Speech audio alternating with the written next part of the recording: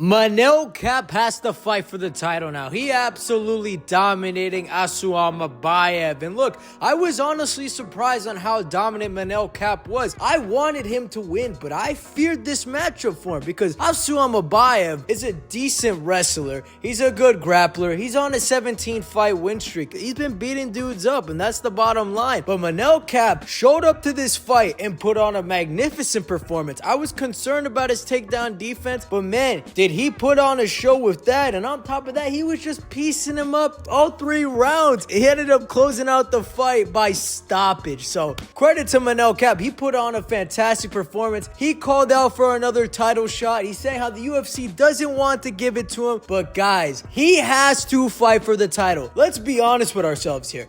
Out of all the fighters in the flyweight division, who is more entertaining than Manel Kape? On the mic or in the octagon? I'll tell you right now. Nobody. Alexandre Pantoja, is he a beast of a fighter in the octagon? He is. Brandon Moreno, also an entertaining fighter in the octagon, but these guys don't roll off the mic like this man Manel Kape does. He is just entertaining and people want to see him fight. Just look at the whole situation that happened with him a couple years ago with him and Kai Kara France, how he almost got into a scrap with Israel Adesanya, and he was saying the most outrageous shit on the mic after the fight at UFC Australia in that one card. Manel Kape is entertaining. Even at the UFC Tampa Fight Night card, the guy was running his mouth for a title shot, and he was saying some outrageous shit, and he pieced up Bruno Silva too in that card. He beat the crap out of him, and he was just showboating and having a laugh. That's just what he does. But back to the fight. Were there some controversial moments in the fight? Indeed. Yeah, people were saying how there was 2 eye pokes in the fight. I didn't see the first one. I only saw the second one. Was it an eye poke? In a way, yeah, it was. But I don't think it was anything outrageous to stop the fight and postpone it and anything like that. For a second, I was very concerned that they were going to call off the fight because knowing Manel Kape, he is probably one of the most unluckiest fighters in the UFC. We've seen it time and time again where he has missed weight, and on top of that, with the whole situation that happened last year with Muhammad Makayev and where he broke his toe and had a hard time pulling through with that fight, Manel Kape is just the character at the end of the day. And in my opinion, whoever wins the fight between Alexandre Pantoja and Kai Kara France has to fight Manel Kape.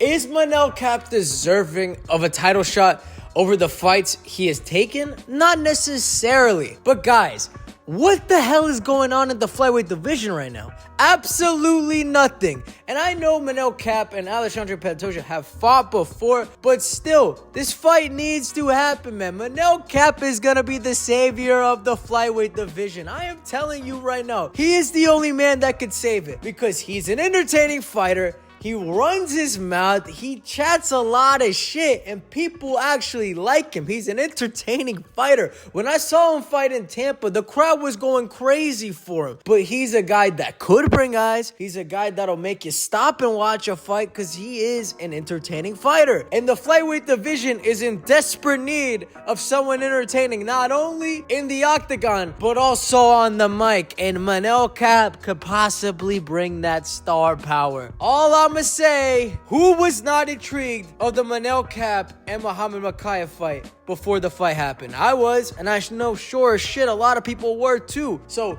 Manel Kape has to fight for the title next. Whether Kai Kara France beats Pantoja or whether Pantoja beats Kai Kara France. But look, I wouldn't be upset if Kai Kara France beat Pantoja because the build-up for Manel Kape and Kai Kara France would be awesome. Everybody would watch that. These two would go back and forth, and you know damn well they're gonna put on a banger of a scrap because those two are honestly 2 of the most entertaining strikers in the flyweight division, and all hell would break loose if they fought each other. So I would not be opposed to that. But like I said, Manel Kape has to fight for the title. He's the only man that could save the flyweight division, and shit, it has to happen. I don't care about Brandon Royval. I don't care about Brandon Moreno. Nobody cares about Steve Erceg. Manel Kape for the title next. UFC, make it happen. There is nothing left in that flyweight division that'll bring attention but Manel Kape. So